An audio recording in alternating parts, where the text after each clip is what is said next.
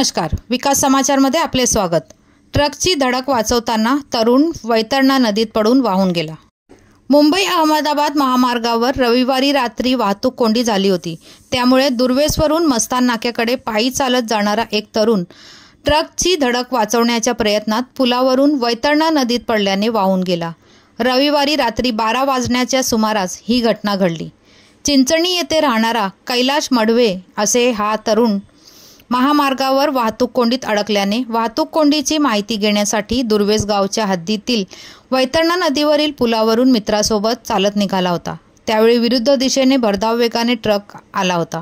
Truck धडक देईल म्हणून वाचण्याच्या प्रयत्नात कैलास पुलावरून वैतरणा नदीपात्रात पडला।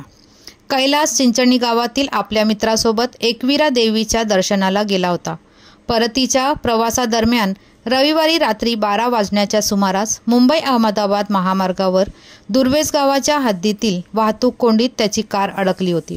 वाहतूक कोंडीचे कारण जाणून घेण्यासाठी कैलास आणि त्याचा दुसरा मित्र कारमधून निघून महामार्गावरून चालत मस्तान नाक्याच्या दिशेने निघाले।